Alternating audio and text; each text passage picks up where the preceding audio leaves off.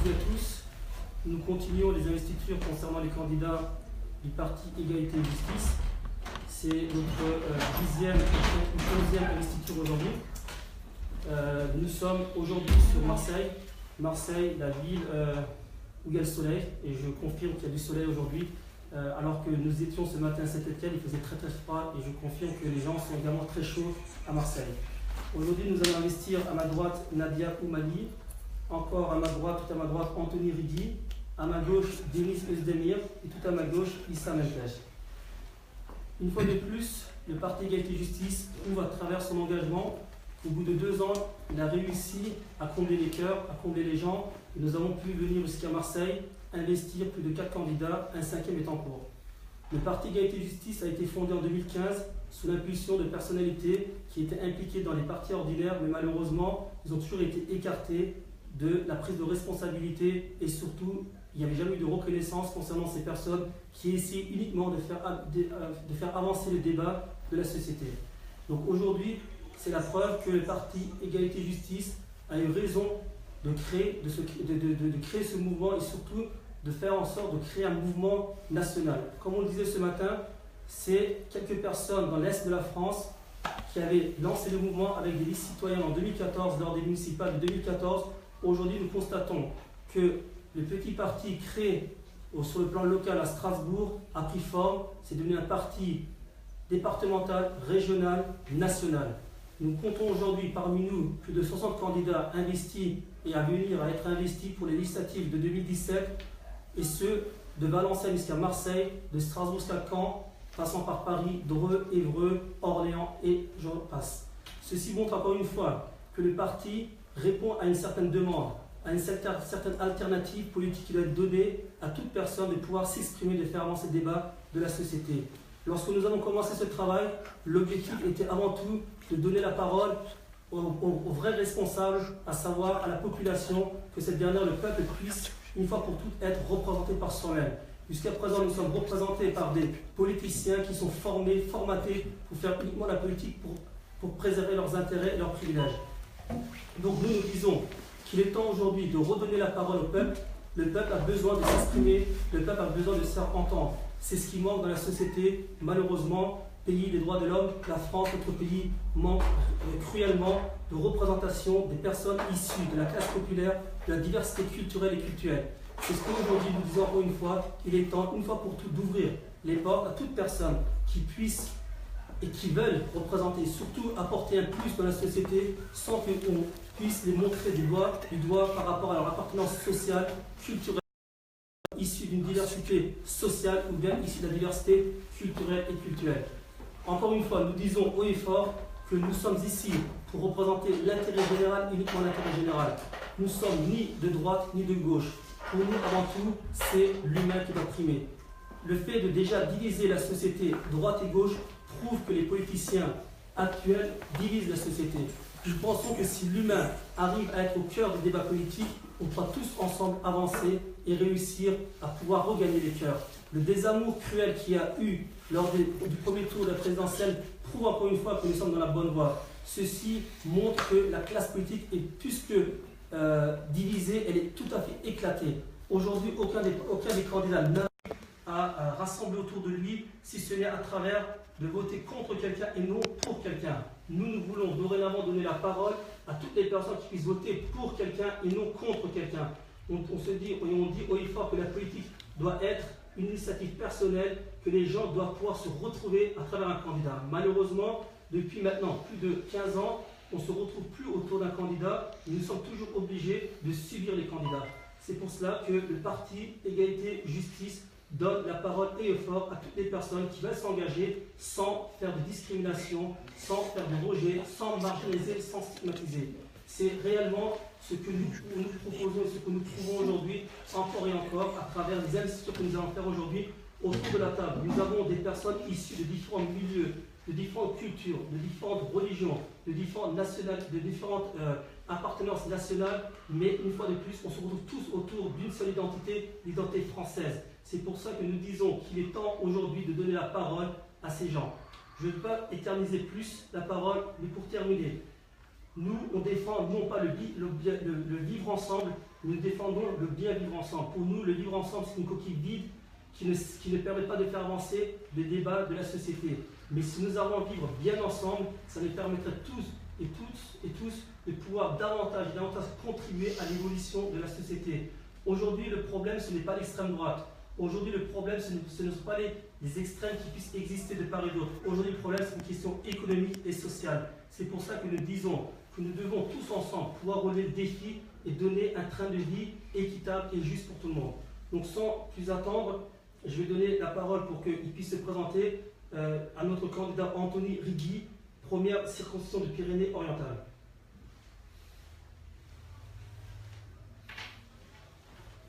Merci, bonjour à tous. Donc, je me présente, je suis Rigui Anthony, donc je suis de Perpignan, je suis militant associatif en contrat aidé. Je milite contre le racisme, la discrimination,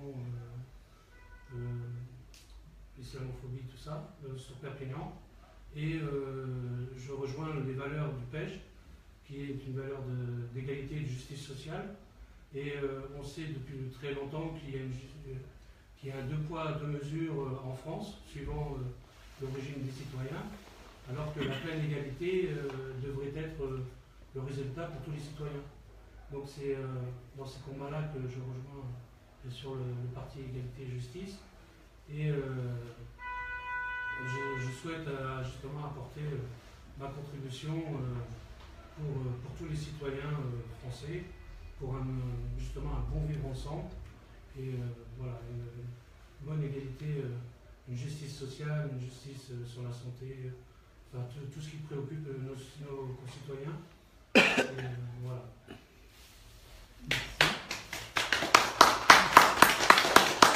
Je vous remercie Anthony.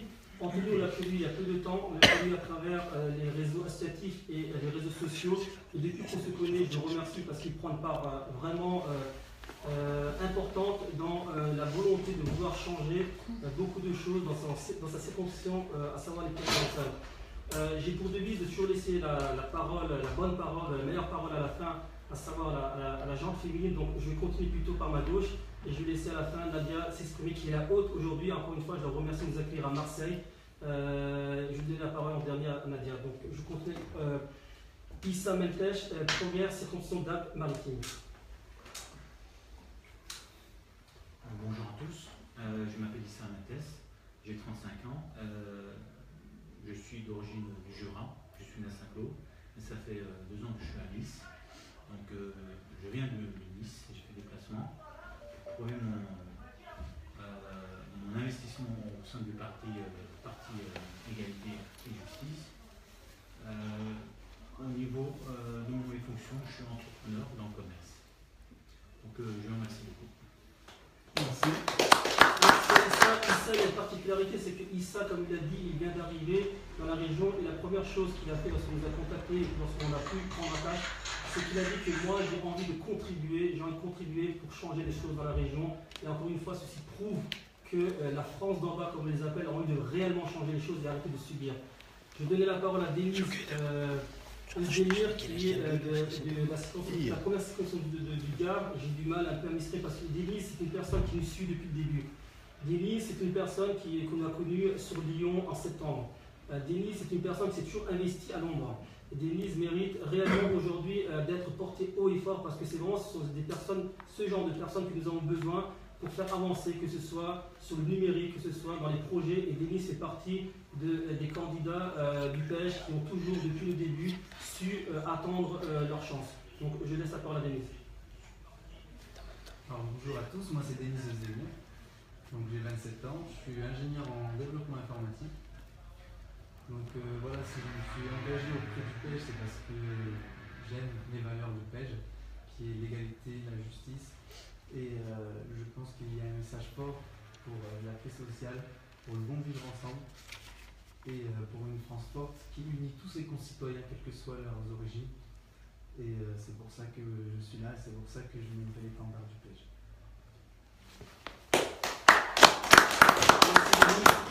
Je te remercie déjà pour ton engagement. Je sais que par la suite, il y a beaucoup de choses que tu vas encore apporter, que ce soit au PEJ ou bien à la société.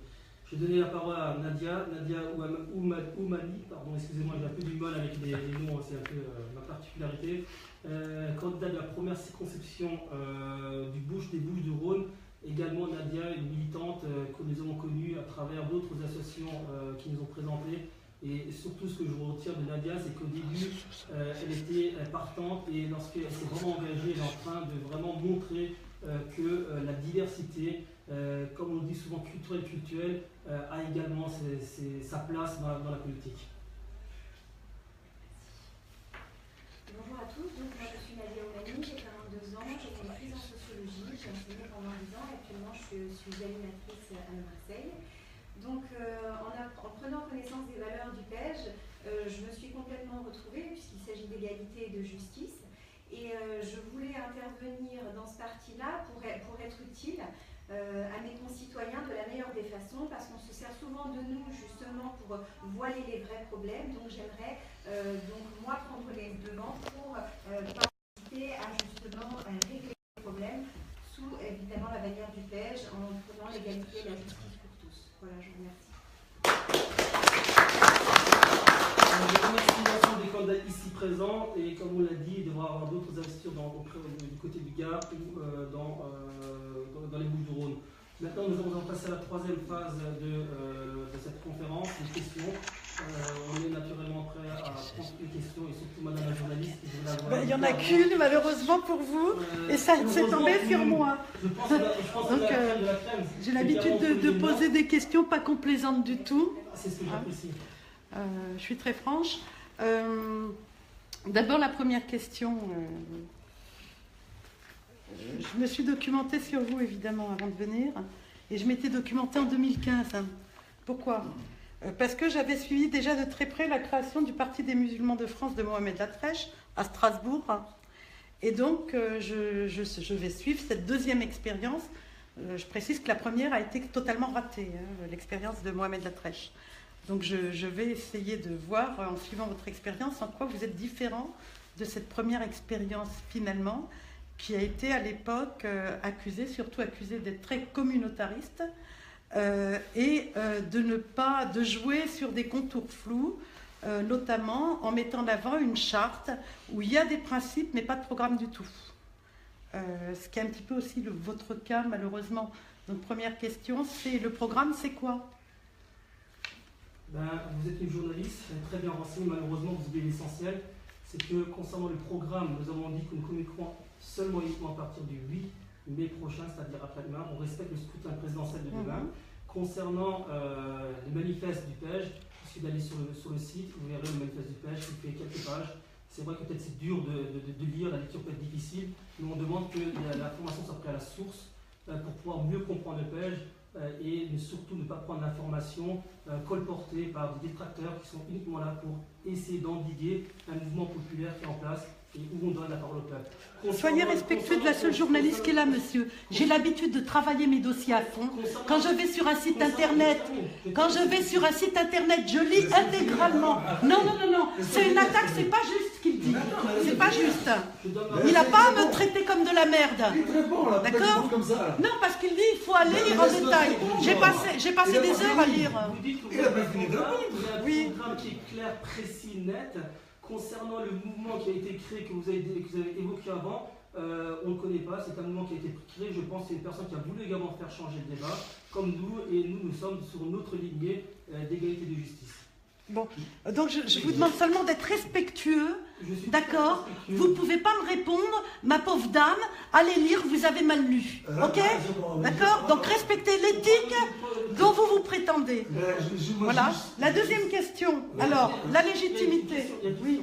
Alors, moi, je vais juste apporter un élément de complément d'information qui est la diversité qui est aujourd'hui présente. Moi, je connais bien Mohamed Latrèche, je connais bien le Parti des musulmans de France, puisqu'il m'avait proposé de faire partie de cette dynamique. Et j'avais refusé. Et on vient de me proposer, il y a encore quelques mois, de faire partie du Parti des démocrates musulmans de France. Et j'ai refusé, pourtant je suis musulman. Parce qu'aujourd'hui, rentrer dans ce jeu-là, c'est donner le bâton pour se faire battre. On est en train de nous dire depuis des années, vous n'êtes pas des citoyens comme les autres, vous êtes communautaristes, vous voulez vous rester entre vous, vous vous enfermez entre vous, vous êtes religieux, et nous on vient, on dit, bah oui, je suis musulman. Ben non, je suis citoyen, madame, monsieur. Donc moi aujourd'hui, je félicite le PEJ d'être allé sur ce champ-là, parce qu'il faut une intelligence politique, il faut une vision politique pour être justement conscient des enjeux et des risques dans lesquels on va nous enfermer. Et je finis quand même sur une chose, parce que je suis sympathisant du PEJ et que moi, voilà, je ne suis pas candidat pour X raisons, mais en tout cas, je soutiens le PEJ et je défends le PEJ parce que au bout de 40 ans de militantisme et de lutte, je me suis rendu compte qu'on arrive aujourd'hui à un fruit, le fruit de nos déceptions. Certains ici connaissent, nos parcours connaissent notre relation avec la classe politique. On a été instrumentalisés, on s'est moqué de nous, nous a donné la vie associative pendant 40 ans pour dire allez les Arabes, les Noirs, là, allez faire joujou là avec ça. Et nous on prend les choses nobles, on prend la politique. Nous on va aller décider des lois du pays, on va décider de la politique nationale, internationale, on va faire les lois pour régir le pays. Et nous pendant ce temps on s'occupait de nos petits frères et nos petites sœurs que le système excluait justement de la légalité et de la justice. Donc qu'est-ce qu'on fait? Pendant 40 ans on a perdu notre temps et aujourd'hui moi je suis content, alhamdoulilah, je dis Dieu merci, j'arrive à voir que dans les communautés issues de l'immigration, dans ces populations exclues, il y a une volonté d'aller prendre le pouvoir. Et c'est ça la clé de voûte. Si on ne peut pas prendre le pouvoir, on ne sert à rien. Et prendre le pouvoir, ça veut dire passer par les institutions de droit commun. Aujourd'hui, si on dit la prise de pouvoir en France, ça se passe à travers des élections, eh bien je vais aux élections. À travers des candidatures, eh bien je vais aux candidatures. À travers la commune, je vais dans la commune. Le département, je vais dans le département. L'Europe, j'irai dans l'Europe. Le palais Bourbon, j'irai au palais Bourbon. Donc moi je vous remercie et j'incite tout le monde à rejoindre cette dynamique-là. Et ceux qui pensent que PEJ aujourd'hui ne fait pas parler, il va faire beaucoup parler. Il a déjà commencé à faire parler le Parti communiste en particulier, parce que sur l'humanité, vous avez été attaqué en disant c'est un parti turcophone, nanani, nanana. Ce qu'on est en train de démonter comme argument et prouver le contraire.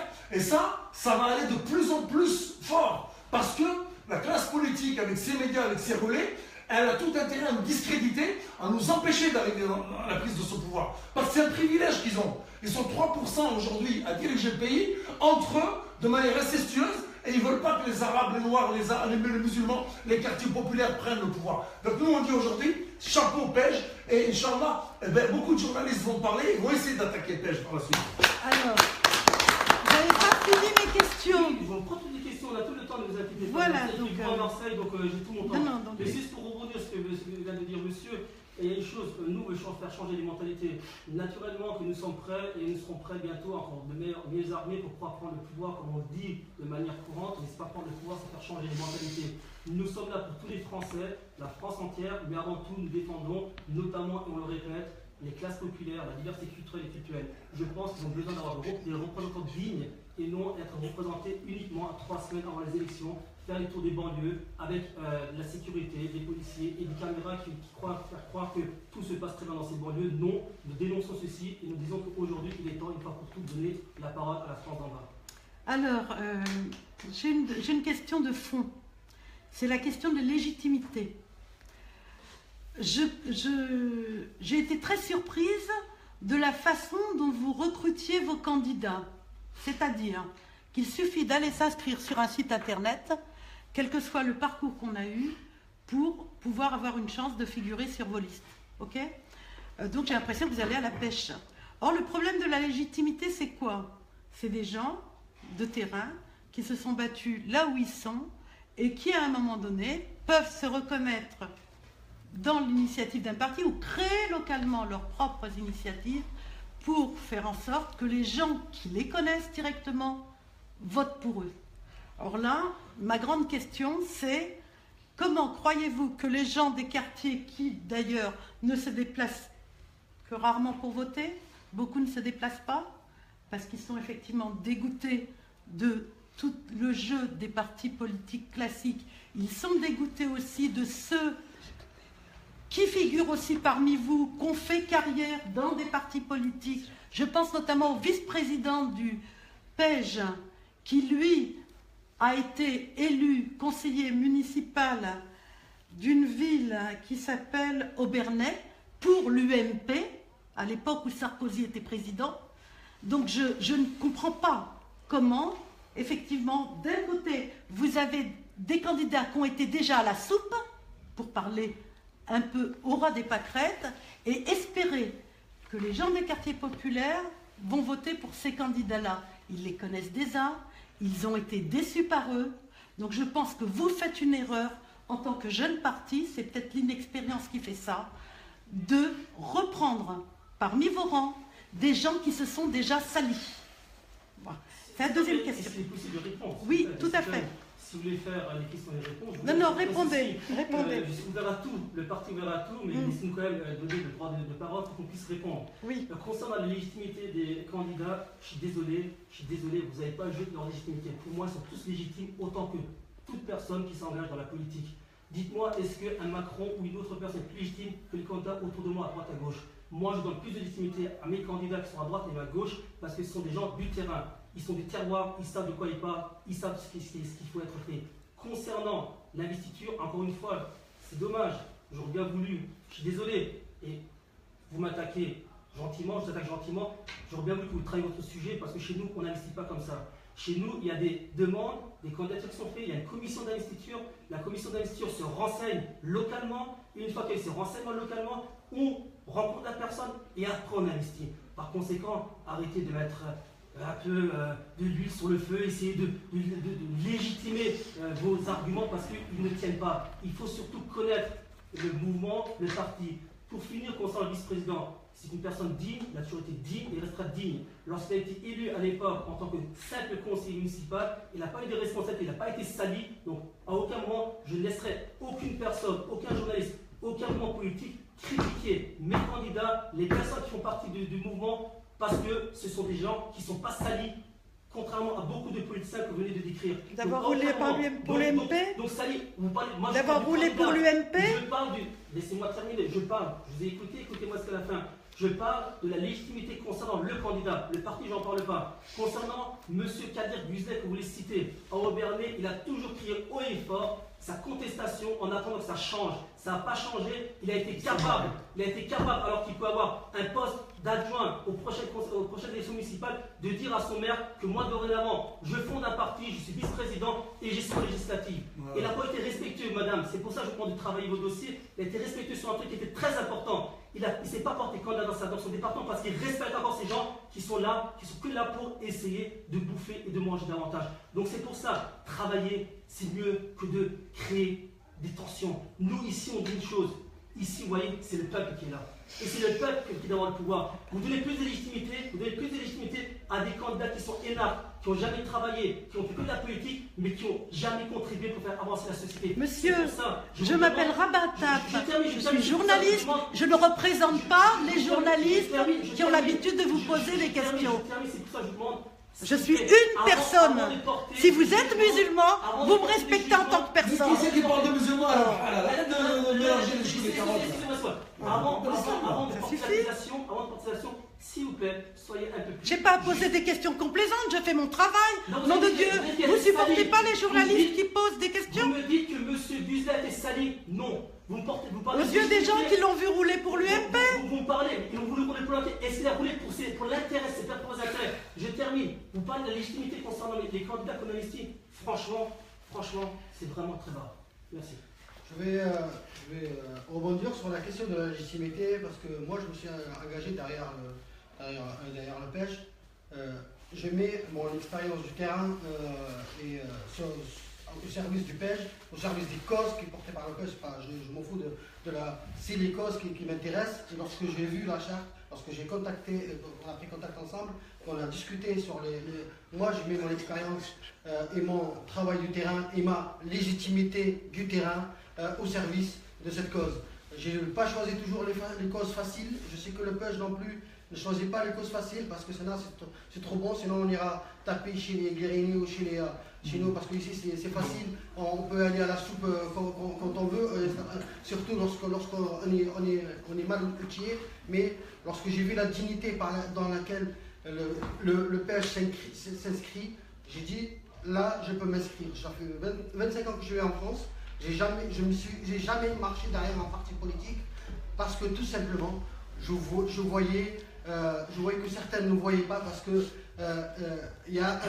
les gens ils ne comprennent pas un ancien prisme. Ils ne voient pas que les anciens partis politiques qui nous bouchaient la route, ils sont par terre. Ils ne voient pas qu'il y a quelque chose qui est en train de naître de la société la plus basse ne voient pas que le travail qui a été fait, qui a été aiguillonné par les partis politiques, par la force des partis politiques, pour distraire les gens, pour les empêcher de prendre leurs choses en main, on arrive au bout du tunnel. Et moi je suis fier de voir une diversité s'inscrire dans une dynamique nouvelle, une dynamique de dire nous n'avons pas peur, nous sommes là, nous nous affirmons avec nos particularités, toutes les particularités possibles et imaginables, et nous sommes là pour faire avancer les choses. Et si les gens ne sont pas prêts au changement, eh bien tant pis pour eux, parce que nous on est prêts à changer les choses, et on n'est pas là pour rigoler, pour prendre les anciens schémas et les remettre sur la table, parce que l'ancien schéma il est par terre, le RPR il est plus là, l'EDF il est parti, les centristes ne sont plus là, et lorsqu'on parle de les gens qui n'ont pas de légitimité, on a bien vu que la société elle est mouvante, on a bien vu quelqu'un qui a quitté le ministère il y a 2 ans, et il est là au deuxième tour de la présidentielle, et peut-être ce sera notre futur président. C'est pour ça, les choses sont mouvantes, et moi je dis, il y a un train qui est en route, celui qui veut monter il est bienvenu, celui pas qui veut monter, c'est pas grave, il pourra mettre les bâtons dans les roues, mais nous on va avancer quand même pour en bulldozer. Je continue à poser mes questions. Je prends la question avant de terminer. Non, mais théoriquement, c'est les candidats qui sont censés répondre aussi. Aujourd'hui, c'est une présentation du collège. Les candidats, vous aurez l'occasion également de les interviewer. Concernant ce que vous dites, il y a quelque chose de très important que vous voulez dire. Vous avez dit RPR n'est plus là, EDF n'est plus là, etc. Mais on a toujours les mêmes politiciens. Et on parle de légitimité. On change d'étiquette, on met une autre couleur et ça continue. Donc nous, aujourd'hui, on dénonce ceci, on dit qu'il faut que ça change. Et le changement, vous l'avez dit, va arriver à travers l'alternative du PEJ. Inch'Allah. Et je pourrais peut-être juste dire une chose, et ensuite, si vous me permettez, juste une petite chose, c'est que je pense que tous les candidats aux législatives du Parti Égalité Justice, et notamment le vice-président du PEJ, qui est conseiller municipal à Obernai, a autant de légitimité que M. Macron, qui était ministre quand même sous ce gouvernement depuis des années au Parti Socialiste, on est tous d'accord là-dessus, qui a démissionné, qui a créé sa propre formation politique, et nous pensons fortement que dimanche dirigera le pays. Donc je pense que si monsieur le futur président a une légitimité, je pense que nos candidats aux législatives ont quand même une certaine légitimité. Je le pense. Hein. Merci. La légitimité se construit d'abord sur le terrain. Or, les gens... C'est des gens de terrain à la base. Je sais. Mais je le dis. Non, pour qu'on revienne à la définition de légitimité. S'il vous plaît. Non, pour que je revienne à la question de légitimité. La légitimité, la propre définition, elle se construit sur le terrain. C'est-à-dire qu'elle ne s'impose pas d'en haut, mais c'est les gens qui décident à un moment donné que celui-là est à même de les représenter. C'est pour ça qu'effectivement, vous êtes sociologue et je suis sociologue aussi, donc vous savez de quoi je parle. Effectivement, il y a de quoi être surpris dans la façon dont vous recrutez vos candidats. Ok ? Moi, je pensais, en regardant ça, je sais très bien que vous avez une commission, que vous étudiez les dossiers, évidemment. Évidemment, vous n'allez pas au casse-pipe, d'accord? C'est pas idiot. Mais, effectivement, quand des candidats ont été alternativement, comme beaucoup à Marseille, chez ELV, au PC, au PS et pour finir à l'UMP, ceux qui vont voter, qui les connaissent dans les quartiers, peuvent se demander pourquoi ce gars qui connaît sous différentes étiquettes se présente aujourd'hui sous la vôtre. Est-ce que c'est du... Voilà. Non, ce gars. Non, façon de parler, pas elle. Je donne un exemple. C'était un exemple que je donne. C'est pas le candidat de Marseille, elle ne s'est jamais présentée. On le sait. Mais de savoir s'il y en a d'autres, d'accord, qui se présentent et qui ont eu des étiquettes antérieurement ailleurs effectivement, ça risque de faire passer votre parti pour un parti de recyclage. C'est une hypothèse. Voilà, non, mais c'est une discussion. Ouais, Ouais, tout à fait.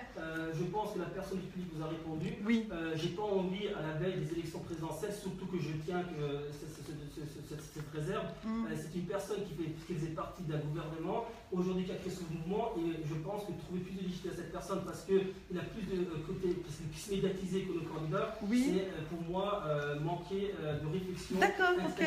Je ne parle pas d'une personne particulière. Hein. Vous avez visé M. Buzel. Non, tout à l'heure. Vous avez visé M. Buzel. Bien sûr. Donc après, concernant le recrutement, vous savez très bien que Marseille et surtout les Bouches-du-Rhône, on pouvait, si on le souhaitait, investir beaucoup plus de personnes. Ce qui prouve encore une fois que c'est qu'une seule candidat, c'est qu'on cherche à surtout avoir cette représentation. Ça voudrait s'ajouter à Moi, je vais juste dire une chose, c'est que moi, je suis sociologue de formation, j'ai été enseignante pendant 10 ans, j'ai eu beaucoup d'enfants des quartiers populaires et j'ai travaillé dans les centres sociaux en quartier populaire aussi pendant très longtemps. Donc c'est dans cela que je puise un peu ma légitimité. Moi, c'est pareil sur Perpignan, sur les associations comme Bénévoles pour les Chibani, par exemple, sur la cause des Chibani, qui est très mal connue en France, sur les discriminations. Les violences qui sont faites sur les quartiers populaires, enfin les quartiers populaires, les quartiers, parce qu'ils sont pas populaires, ils sont loin d'être populaires, mais c'est nos quartiers où on se permet tout avec ces citoyens-là. La honra, vous savez ce que c'est, hein, le mépris, le deux poids deux mesures. Donc tout ça dans les quartiers on le connaît, et dans les associations où je milite, c'est ça qu'on combat. Et justement le PEJ, pour nous c'est l'espoir de pouvoir justement remettre les choses à l'endroit et faire de la vraie politique. Pas la politique pour s'en mettre plein les poches, la politique pour nos concitoyens. C'est surtout ça, l'intégrité, le respect, l'égalité et la justice sociale. Voilà, et c'est ça ma légitimité sur Perpignan et avant dans d'autres villes où j'étais. Voilà. J'ai une troisième question. D'abord les candidats. Moi, je voulais juste vous dire, et en termes de difficulté à l'accès à l'emploi, j'en connais un gros rayon, moi, en ce qui me concerne. Oui, mais vous savez bien que la légitimité, c'est les gens qui désignent. Oui, mais justement, d'accord ? ces gens-là, parce qu'ils se reconnaissent. Parce qu'ils se reconnaissent dans quelqu'un qui est au milieu d'eux. Vous savez bien que c'est ça la définition. C'est pas des gens qui disent moi je suis légitime parce qu'il m'est arrivé ça. C'est pas ça la légitimité, attention. Ce que nous allons faire avant de continuer à prendre une question de vous parce que c'est de faire l'alternance, nous sommes là pour créer cette alternance. Et surtout, ne pas oublier une chose, dire qu'il y a des candidats plus légitimes que d'autres, c'est surtout porter un jugement. Porter un jugement, c'est pas nous qu'on le fait, ce sont les électeurs qui vont le faire et ça on va le 11 juin prochain. Je prends une question à ma droite. Tout à fait. Moi, je veux juste dire qu'aujourd'hui, il y a des gens issus de l'immigration, issus des quartiers populaires, issus des minorités, qui ont cru, comme nous on a cru en 1983 quand on a fait la marche pour l'égalité de droits et contre le racisme, on a cru que la France allait nous donner l'égalité de droits. Et on s'est rendu compte 30 ans après que non seulement ils n'ont pas donné le droit de vote à nos parents comme c'était promis par Mitterrand puis par Hollande, et en plus ils ne nous ont pas donné nous les droits, l'égalité des droits qu'on réclamait. Donc il y a des gens qui ont cru, après nous, moi je ne me suis jamais engagé politiquement parce que j'ai compris très très tôt que c'était une mascarade. Des gens y ont cru, des Maghrébins, des Turcs, des Noirs, tout ce que tu veux, ont cru dans la classe politique et sont rentrés dans des partis politiques. Et ils ont vécu une expérience, certains 10 ans, 15 ans, 20 ans. Et à un moment donné, ils ont réalisé que c'était d'une pièce de théâtre. Ils étaient assignés au rôle de colleur d'affiches, de porteur de sogo et de celui qui allait ramener les siens, de faire l'arabe de service, le turc de service ou le musulman de service. Eh bien ces gens-là, ils ont droit à l'erreur comme n'importe quel homme politique. Et quand ils ont compris que la classe politique se moquait d'eux, ils sont venus avec armes et bagages. Et moi, je suis content qu'il y ait des gens comme ça. Pourquoi ? Parce qu'ils ont de l'expérience. Ils connaissent les institutions, ils connaissent les partis de l'intérieur. Je finirai par un exemple.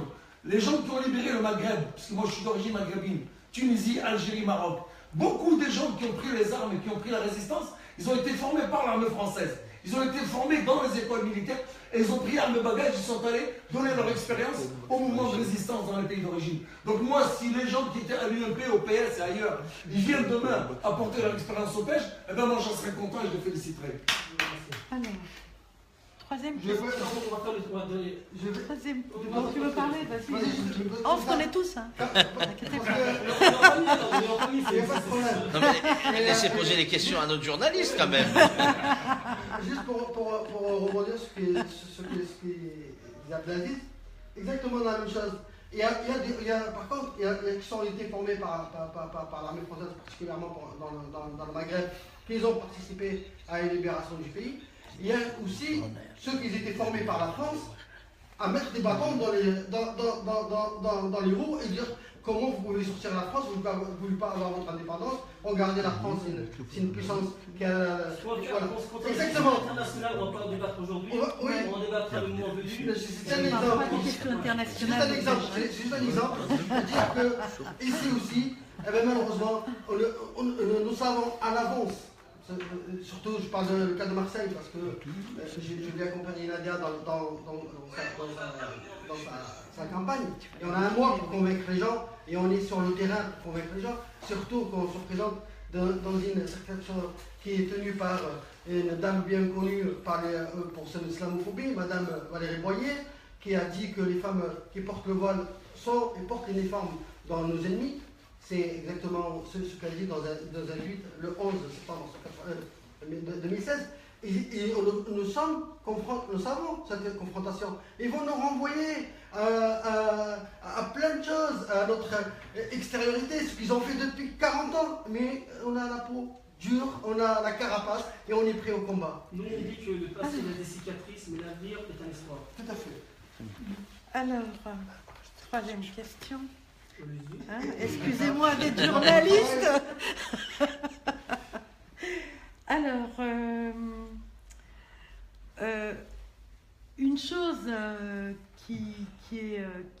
que j'ai lue, mais qui est aussi avérée, hein, puisque j'ai quand même des antennes sur Strasbourg. Il se trouve que votre vice-président, effectivement, est très lié à la COGEP, qui est tout le réseau des associations culturelles, disons quasiment officielles, de l'État turc. C'est un reproche que beaucoup ont fait en disant que finalement, derrière vous, il y avait tout ce réseau officiel de l'État turc, en l'occurrence représenté aujourd'hui par l'AKP et Erdogan. Donc, quelle réponse avez-vous à ça?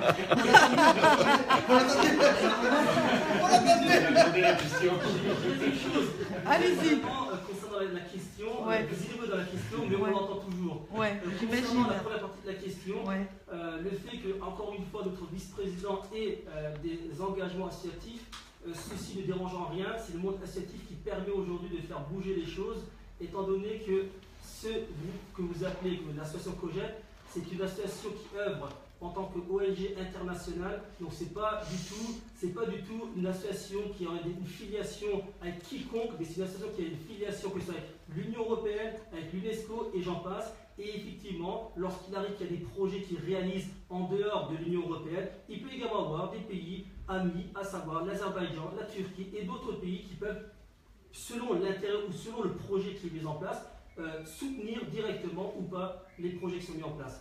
Concernant encore une fois notre vice-président, que j'ai l'impression que vous admirez beaucoup, si j'avais su, je l'aurais ramené avec moi aujourd'hui. Non, mais je pense qu'il a beaucoup de charisme. C'est ce qui attire les. C'est vrai qu'il a plus de charisme que moi, je le reconnais. Ah, peut-être, oui. C'est la particularité du PEJ également, que chacun a beaucoup de charisme. Mais une chose encore, concernant le vice-président et ses engagements, une fois de plus, nous sommes ici pour l'intérêt de la France entière.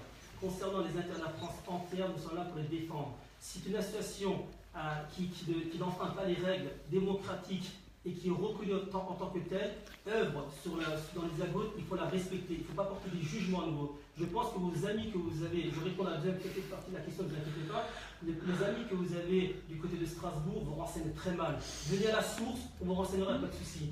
Pour finir, concernant une certaine allégeance concernant des forces extérieures, je n'ai encore une fois, comme je l'ai dit, quiconque au défi de prouver ceci. La COGEP, pour votre gouvernement, ne fait pas partie de la plateforme des ONG internationales répertoriées en France. On parle de l'Europe. Hein? D'accord. Non, mais je vous le signale, que les sources aussi, toutes les ONG, il ne suffit pas de coller international à une association pour dire ça y est, on est international. C'est trop facile, avec Internet on fait ce qu'on veut, d'accord. Quel est des liens, des financements européens, etc., c'est son problème. Moi je ne suis pas là pour attaquer les uns ou les autres, je suis là pour poser des questions pertinentes de façon à éclairer les gens. Bon, j'ai une question très fondamentale. Vous avez dit, on est un parti politique, d'accord, ni de droite ni de gauche, parce que penser en ces termes, c'est cliver. Or, vous êtes dans un pays quand même où on n'a pas tous les mêmes intérêts. C'est pas parce qu'on est issu d'une minorité qu'on a les mêmes intérêts. Moi, j'ai pas forcément les mêmes intérêts que quelqu'un qui habiterait à tel endroit, même s'il est issu de la même minorité que moi. On n'est pas tous les mêmes. D'accord? Donc, ce que je ne comprends pas, c'est comment vous allez faire, quel est votre jeu d'équilibriste pour faire cohabiter ensemble des gens d'extrême droite, de gauche, des écolos, vous comprenez? Un parti politique, ça a une ligne politique. Donc, quelle est votre ligne politique? En dehors de dire, nous, on est des êtres humains, l'humanisme, c'est avec ça, on ratisse large. Encore une fois, les sources mêmes, les composantes de droite et de gauche, ce sont des terminologies qui ont été inventées après que la politique a existé. Par conséquent, pour nous, ces terminologies sont là pour diviser la société. Et c'est pour ça qu'on mettra toujours au cœur de notre débat l'intérêt général et l'humain. Pour nous, ce qui nous rapproche avant tout, c'est d'être humain, qu'on puisse se comprendre. C'est pas parce que moi, j'habite dans un quartier populaire, dans une banlieue, ou bien que j'habite dans un quartier bourgeois, que je suis différent peut-être de droite ou de gauche. Avant tout, d'apporter les valeurs humaines qui sont l'égalité et la justice. Ben, c'est un nom. Politiquement, c'est un nom, en dehors de l'humain. Ça correspond à des courants politiques dans l'histoire de ce pays. Dans l'obligation de devoir choisir. Je pense que le candidat présidentiel dit aussi « je suis ni de droite ni de gauche ». Non, pas je pense. De l'ordre du discours, mais il appartient à une famille politique bien déterminée. Marine Le Pen, c'est l'extrême droite, et Macron, il est issu du Parti Socialiste et du courant de droite du Parti Socialiste. Donc on les connaît parce qu'on connaît leur background, on peut les tracer, on le sait. Mais quand on dit dire humain, en politique, vous ne me contredirez pas, c'est pas suffisant. Vous comprenez? Je pense qu'il y a beaucoup de choses. Donc, je pense qu'il y a beaucoup de choses suite au premier tour des élections présidentielles, au second tour et aux législatives qui approchent qui vont changer. Il faut arrêter à chaque fois de vouloir raccrocher les gens à droite, à gauche, à sa couleur, à son identité, à sa religion, à sa culture. Nous, on vit tous ensemble, tous les Français en France. Nous sommes issus d'un milieu multiculturel, pluriculturel, et nous avons besoin ensemble d'avancer pour le bien-être, pour le bien vivre ensemble de tout le monde. C'est ce qu'on prend.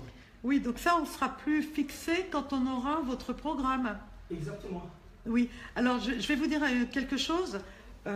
C'est très étonnant, je pense que vous mettez la charrue avant les bœufs. C'est que théoriquement, quand on fait la présentation d'un parti politique, la première chose qu'on donne aux journalistes, c'est son programme. C'est le nom des candidats. Les 8, madame. Non. Eh ben alors, donc vous y êtes pris trop tôt. C'est le nom des candidats. Là, c'est une investiture, c'est pour désigner les candidats. Mais oui, tout à fait. Donc, madame, c'est l'investiture, si vous me permettez. Oui. C'est parce que, encore heureux, le pêche commence à prendre une ampleur plus que régionale, départementale, nationale.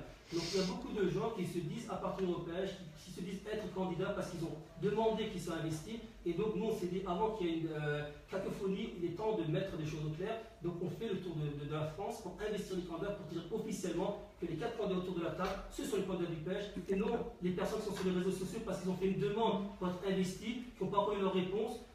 On sait très bien que lorsqu'on ne répond pas à 99%, c'est un non, ou bien on envoie quand même une réponse en disant qu'ils ne sont pas investis, mais que se prône candidat du pêche. Donc nous on s'est dit, il faut clarifier les choses et éviter que ça aille en cacophonie. Oui, mais quand même une investiture, c'est parce que ces candidats vont vous représenter pour un programme particulier. Donc pourquoi on n'a pas d'éléments, s'il te plaît Mounji, pourquoi on n'a pas d'éléments? Nous en tant que journalistes, j'aurais aimé avoir deux feuilles avec le nom des candidats, un minimum de background et votre orientation. Vous savez encore une fois, l'orientation, j'ai répondu. Et concernant le programme, il serait bien de pouvoir nous écouter également lorsqu'on dit des choses. On respecte le scrutin présidentiel de demain. Par conséquent, respectant le scrutin présidentiel de demain, on ne fera fi d'aucun d'éléments du programme. Je n'y répondrai pas. Et depuis le début qu'on fait les instituts, c'est ce que je dis et je continuerai à dire. Donc il faut quand même que nous on respecte. Donc respectez également ce scrutin de demain. Vous aurez les informations à partir de lundi et mardi. Et là vous serez. Oui, mais donc ça ne sert à rien que vous ayez des journalistes sur place. Qu'est-ce que vous voulez que je vous dise? Moi, je considère que je me suis déplacée pour rien. Si l'essentiel, je l'ai pas. Le pêche, je le connais, j'ai Internet, j'ai pas besoin d'être là. Vous savez, c'est une réunion publique. Tout à fait. Nous avons forcé les personnes à venir aujourd'hui. On remercie les personnes qui sont présentes autour de nous. Les journalistes se déplacent et c'est pas une critique.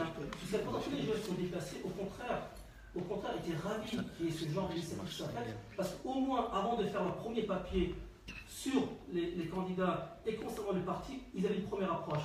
Et je trouve qu'on rapporte une nouvelle chose, c'est qu'on donne cette approche. Nous, on est là pour donner cette approche. Et je parle des journalistes qui sont aguerris, des journalistes qui écrivent, des journalistes qui critiquent également le PSG. Mais ces journalistes, aujourd'hui, voient une chose, c'est que nous, on est là, on n'est pas en train de se faufiler, on est présent. On a très bien pu envoyer nos candidats avant les élections législatives, 3 semaines avant, qui passent un bout de papier en 2-3 minutes, en une demi-heure avec un tel journaliste. Nous, on dit une chose, on les investit, ils sont responsables, ils sont là, ils sont à notre disposition et vous les connaissez dorénavant. Pour le programme, encore une fois, respectez le scrutin de demain. Tout le monde le respecte, il n'y a aucun candidat au législatif soit présent, même qui a investi, qui a proposé son programme. Pourquoi le demander à nous? Je trouve que c'est encore une fois fort de café. Moi, je demande à tout le monde, je veux vous dire franchement, je préfère pas écrire sur vous, tant que je n'ai pas cette information fondamentale parce que je suis honnête. Chacun est libre de faire ce qu'il veut. Non, s'il vous plaît, c'est pas une invective. Moi, je suis là amicalement, je connais bien Mounjin, je connais bien Abdelaziz, ils me connaissent, ils connaissent mon travail.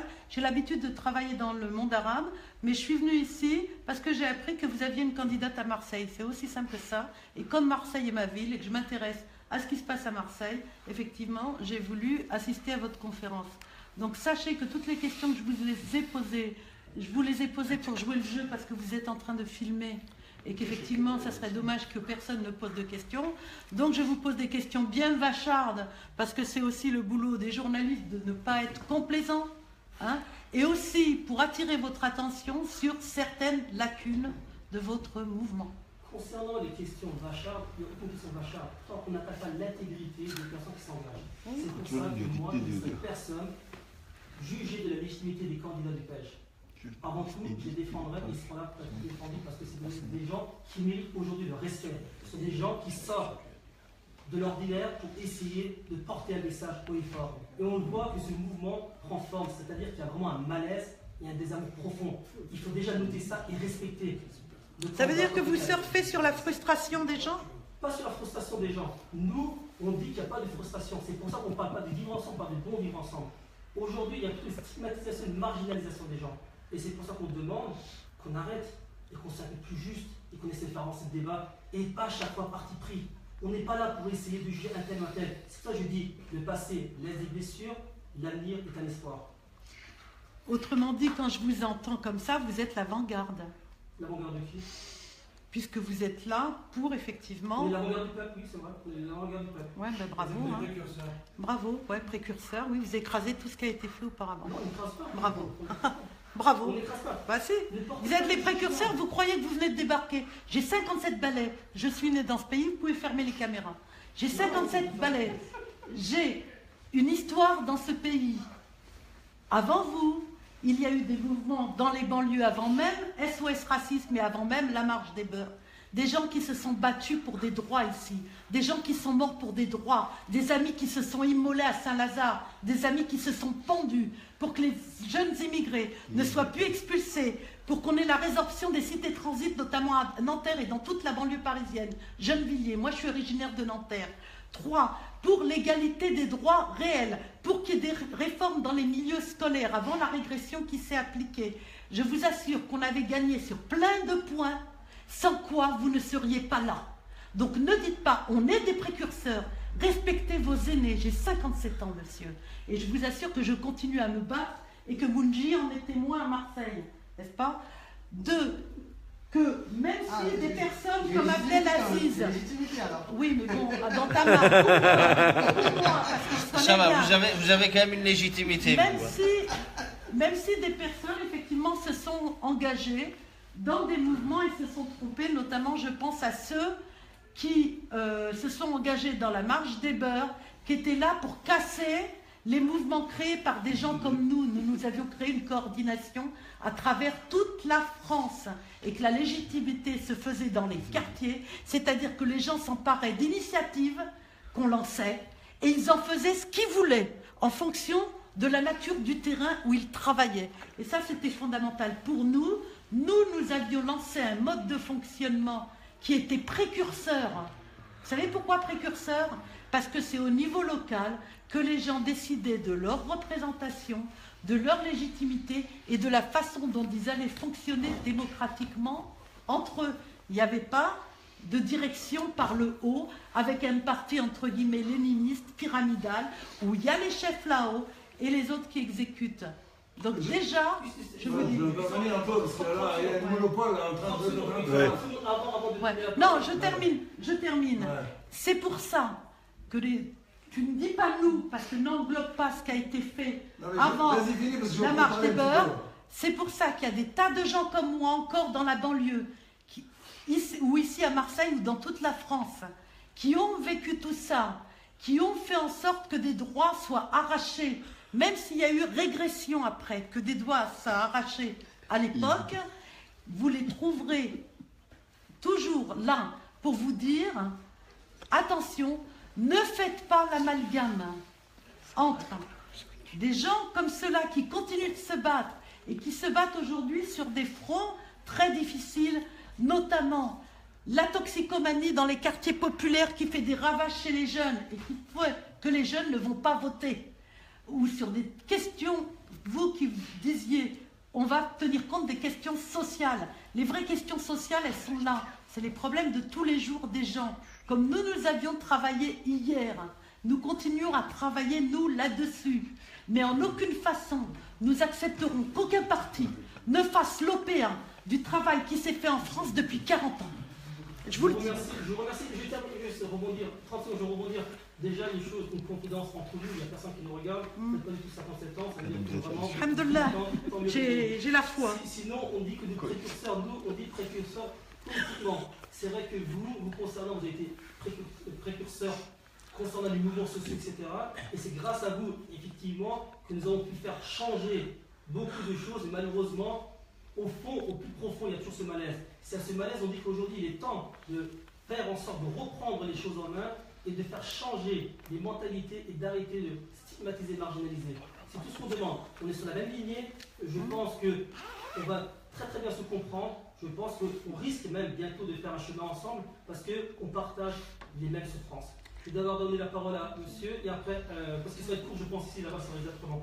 Non, je voulais juste rebondir par rapport à chère madame. Oui. L'expérience de madame est très respectueuse, hein, il n'y a aucun souci là-dessus, mais on attend tout de même, quand même, un respect. Je ne dis pas que vous êtes irrespectueux, ne vous énervez pas, je souris, mais j'attends quand même un certain respect par rapport à l'expérience de tous ces candidats.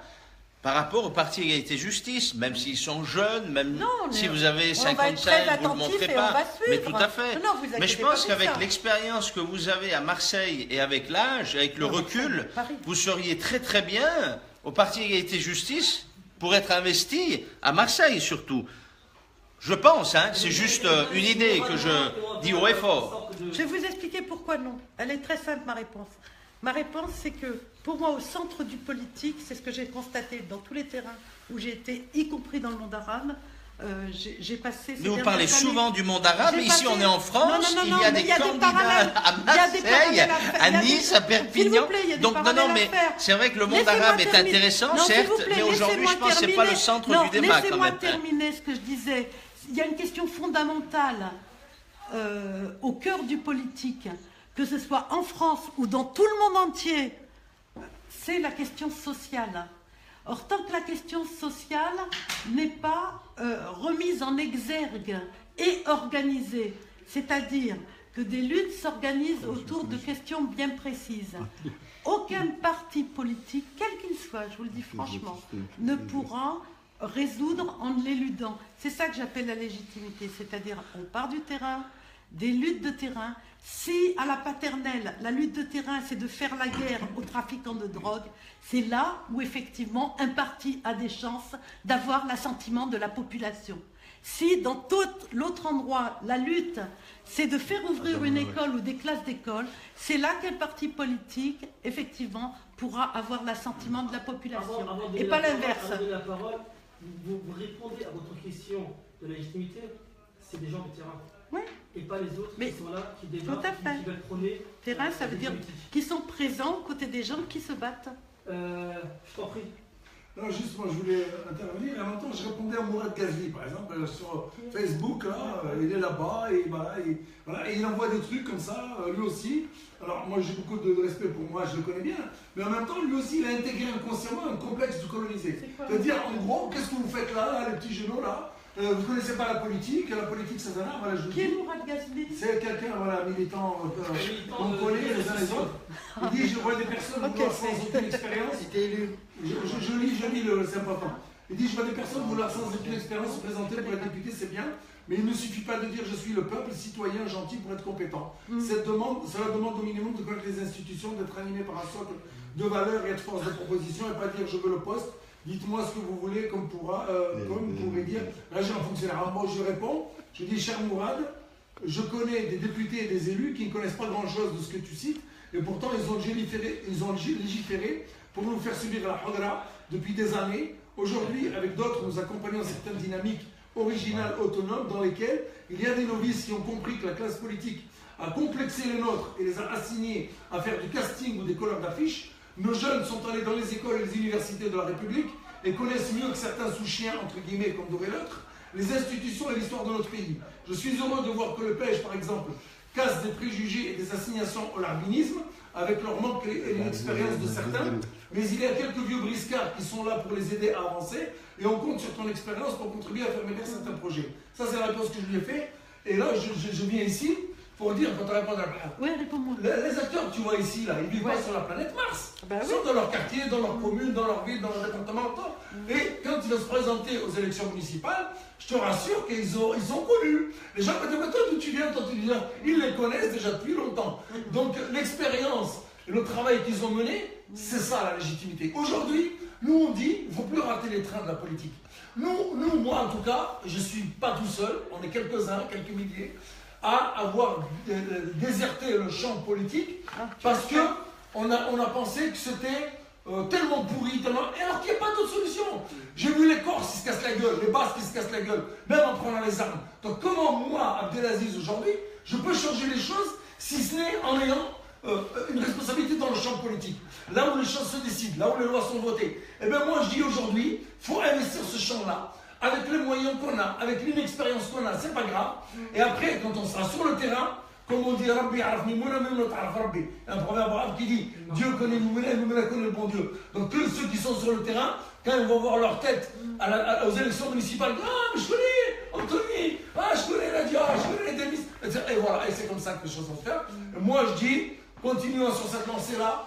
Ne nous arrêtons pas sur les bâtons qui vont être mis dans les roues, y compris par les nôtres, parce que vous allez voir des Turcs, des Arabes, des Noirs, des gens des quartiers. Mais ouais, mais qu'est-ce que vous faites? Mais vous n'avez pas d'expérience, mais vous ne connaissez rien, mais nanana. Voilà, moi je dis celui qui vous donne l'expérience, comme j'ai dit à Mourad, eh ben viens donner ton expérience, mon frère. Tu veux donner Rabha, tu veux, ben viens donner ton expérience, sera la bienvenue. Là où tu peux aider, eh ben il faut aider. Parce que, non mais peu importe, mais en tout cas je le dis à ceux qui ont compris qu'aujourd'hui, l'époque elle a changé, c'est fini là. La classe politique qui nous a eu pendant 40 ans maintenant, il y a quelque chose de nouveau, il faut soutenir ce truc de nouveau. Peut-être que devant le bon Dieu, je vais trouver plein de hasanat et je ne saurais pas d'où elles viennent. Et le bon Dieu va me dire, mais ça, c'est parce que tu as mis les graines du pêche qui aujourd'hui, il arrive à protéger les musulmans, les noirs, les arabes, les quartiers populaires, les juifs et les pays arabes et les pays africains du pillage de l'Occident. Et alhamdoulilah, je serai content. Voilà, c'est tout. Merci, avant de terminer de clôturer, je dirais une chose. Je remercie notre ami de vous avoir invité à vous investir dans les PEJ, mais avant tout de passer par la commission. Je vous demande. On n'est pas dans la même démarche.